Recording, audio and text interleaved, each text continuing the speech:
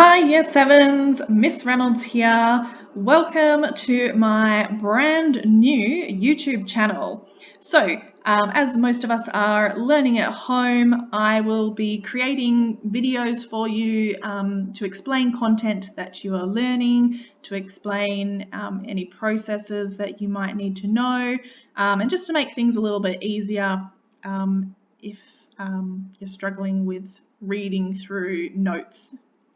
So the first thing that I want to go through with you is the OneNote Classbook that I have sent out.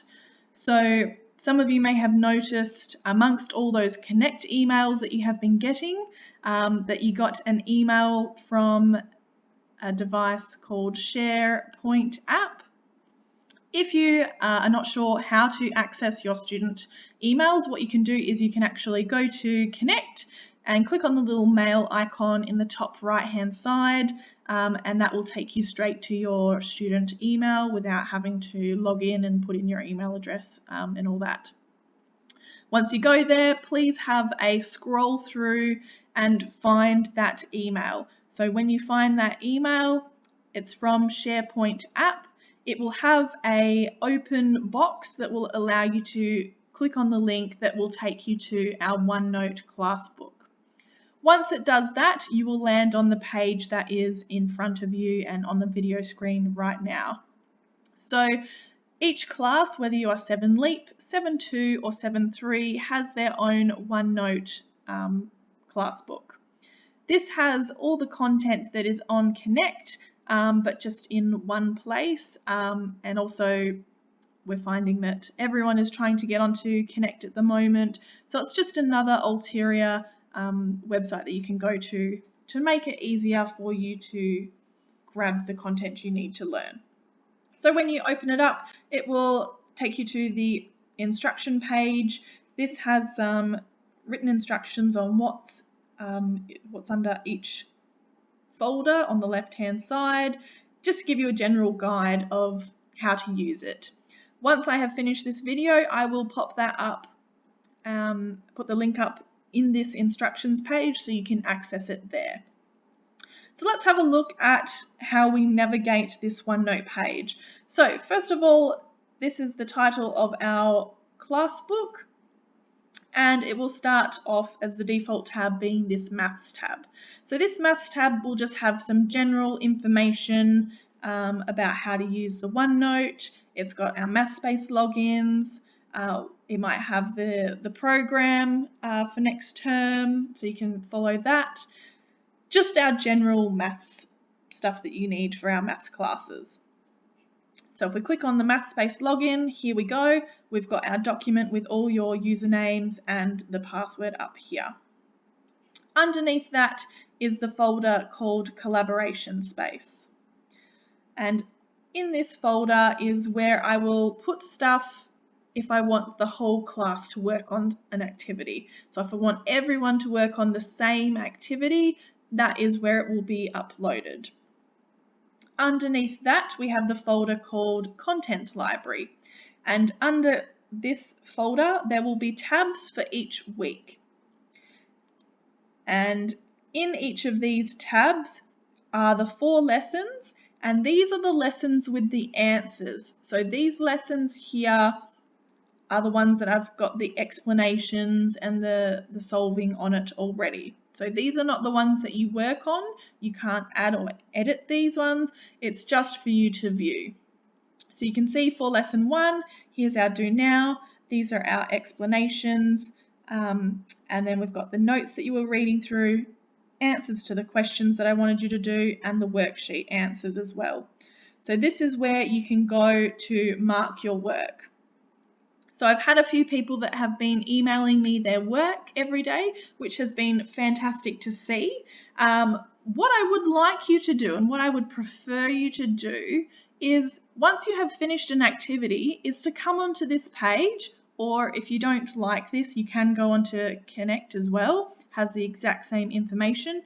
Find the answer page for that particular lesson and mark your work. So mark your do now questions, mark the activity answers, and see how you go. If you get most things right, give yourself a big smiley face on that page for me. Huge thumbs up, excellent work. If you find that there are a few questions that you're getting wrong, and perhaps the same type of question that you're getting wrong, this is when you can take the opportunity to contact me and send me your work. I can have a look at it, and then I can give you some feedback on perhaps something that you might have misunderstood, or you might have just not been simplifying your answers. It could be something small like that as well. So you don't need to send me your work every day. As much as I do love seeing it, what you can do is just mark your work.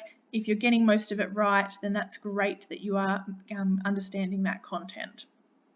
So underneath the content library is a teacher only tab. This will not come up on your page, okay? This is only purely for me as a teacher, and this is where I put all your upcoming tasks. So I won't be clicking on that because I'm not giving you a little sneak peek yet. What will be underneath that is your name. So you can see here that here is the list of some of the LEAP students. Your name is the only one that's going to come up there. If you click on your name, it'll drop down a couple of tabs. So you have a classwork tab and a homework tab.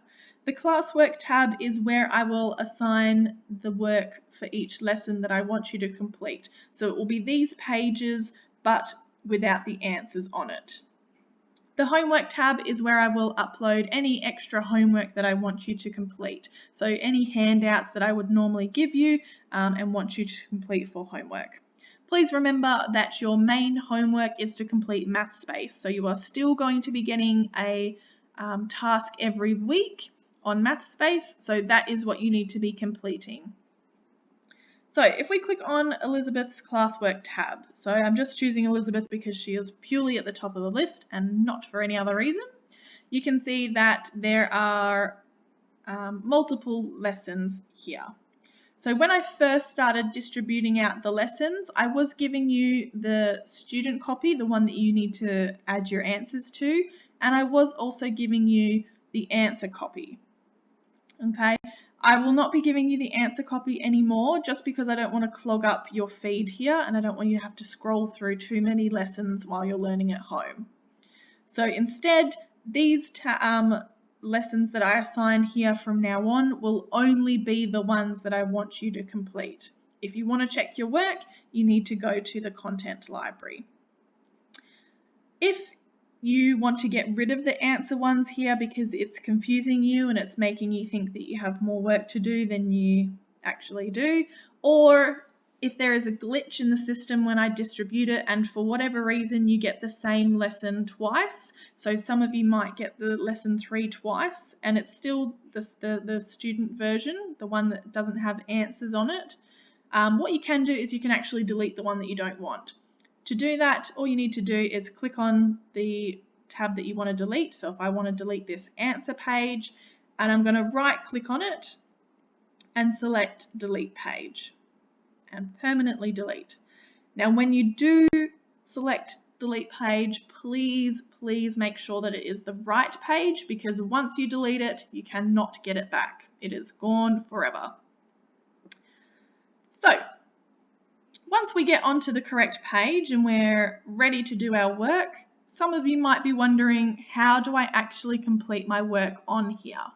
So this OneNote is a very similar program to Word in the sense that you can type things, draw things, and insert things. So if we look at lesson 1 as an example, you can see that you have these two little icons here, and what they are is those are actually the files that I have inserted. So if you wanted to complete this in a different program, you can double click on that and it will open it up in whatever program you view PDFs in.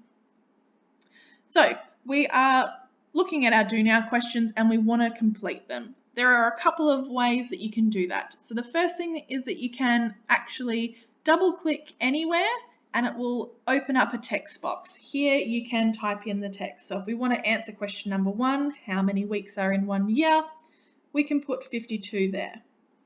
If you double click and it's not quite where you want it to be, you can put your mouse over the top of it until this little 4-prong arrow symbol comes up, and then you can move it around to wherever you want.